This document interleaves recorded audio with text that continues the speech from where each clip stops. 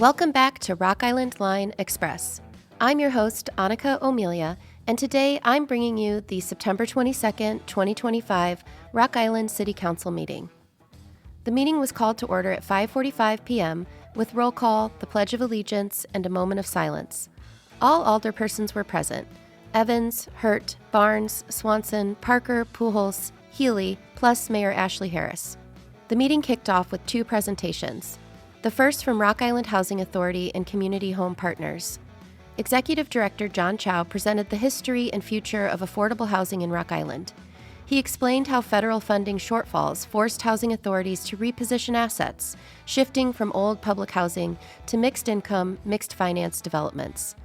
Rock Island Housing Authority now manages over 800 units through a mix of public housing, vouchers, tax credits, market rate.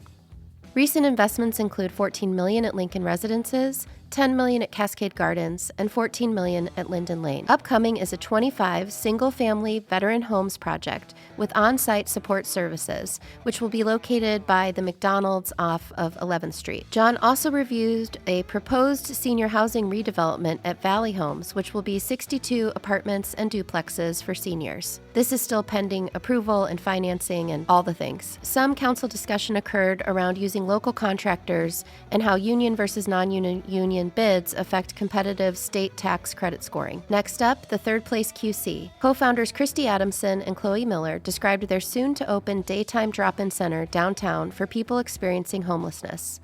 They highlighted gaps in daytime services, shared statewide data showing a 116% rise in homelessness in Illinois from 2023 to 2024, and noted over 300 unhoused residents locally on a single night. Their mission?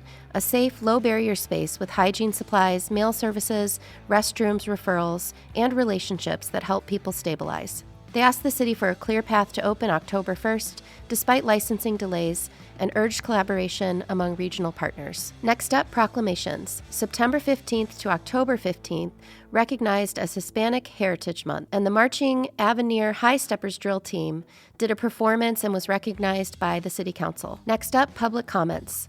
During the public comment section, resident Phyllis McCoy and Gloria Heyman raised concerns about semi-trucks using residential streets, speeding, poor signage, dark lighting, and property damage. They asked council to work with the city to improve safety in the West End around these areas. Regarding the urban gardening ordinance concerns, resident Andy Parr questioned the legality and fairness of proposed garden restrictions, citing Illinois Native Landscaping Act and pest control arguments. A resident from the West End called for better lighting and upkeep on city lots and asked that the city do more to address unkept lots. Next up, legislative and action items. An ordinance unanimously passed to dissolve the First Street Tax Increment Financing District and its special allocation fund. Council adopted a resolution backing Community Home Partners' $18.8 million plan for 62 senior housing units to strengthen its state tax credit application, and this was unanimously voted yes. An ordinance passed banning parking spaces between 1312 and 1314 45th Street on trash days for safety and collection. A rezoning at 608 and 616 20th Street from small office to community business passed. A rezoning from 520 through 527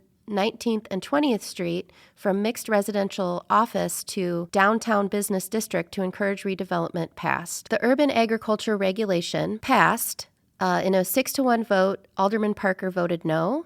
So after months of debate, council removed the item from the table and voted tonight. Ordinance does not ban gardening, but sets rules: 10-foot buffers on vacant lots, front yard crop height limits of 4 feet, and variances are possible for taller crops, but they have to be approved by city council. The city attorney said it's compliant with the new Illinois Right to Garden Act, and again, it passed, so the new gardening ordinance will go into effect and passed with a 6-1 vote. Consent agenda items: the routine approvals of items A through H, including claims, minutes from previous meetings, and agreements, passed unanimously. These include an emergency sewer repair in the amount of $20,000 to Langman Construction, Sunset Marina dock replacement, a $315,000 payment to Somerset Marine, an Illinois Department of Transportation project, $158,000 for 85th Avenue West, a contract for historic design guidelines, $15,492 with McGuire, Ilgleski and Associates, Narratives Quad City, Story Coffee, received a $45,000 ARPA grant to support mental health nonprofits' new space and workforce coffee shop. PGAV Planners, a $33,500 contract to establish a Northwest Industrial TIF district. $500,000 housing rehab grant, budget adjustment to accept Illinois Housing Development Authority funds for a community development block grant style housing rehab. And there was some discussion of how residents can access this money and apply for money to help with housing rehab, and you'll do that through the City of Rock Island's website. An announcement was made that Samantha Ganji will no longer be the clerk. Everyone congratulated her on a new opportunity, voted in an interim clerk beginning October 1st. An event permit was granted for an October 4th walk-run event, and the meeting then moved toward the mayor and council updates. The mayor and several alderpersons reported on 2 recent conferences, the Mississippi River Cities and Towns Initiative in Minneapolis, which discussed regional river health and economic development, and the Illinois Municipal League in Chicago, where they learned about policy ideas, TIF best practices, and managing public conflict. Alderman Parker urged creating a written city incentives policy to make TIF development deals more consistent and less political. And there was discussion about hiring communications firms in advance for hot-button issues to improve dialogue. Good wishes, well wishes to City Clerk Samantha Ganji, and the mayor thanked her for her 4 years of service and with heartfelt remarks. Big takeaways from the meeting. 1, the social services license ordinance was removed from the agenda last minute, indicating that perhaps there is further discussion or work that needs to be done on that ordinance. Big themes were affordable housing investments moving forward, the implementation of the urban gardening rules despite pushback, and downtown development support with TIF, historic guidelines, coffee shop ARPA funding, residents raising West End safety concerns and gardening rights concerns, and city leaders focused on economic incentives policy and better public communication for controversial issues. That's your September 22nd Rock Island City Council recap. For more community stories and updates, keep listening to Rock Island Line and visit us at www.rockislandline.com. Thank you for caring about your city, and we'll see you next time.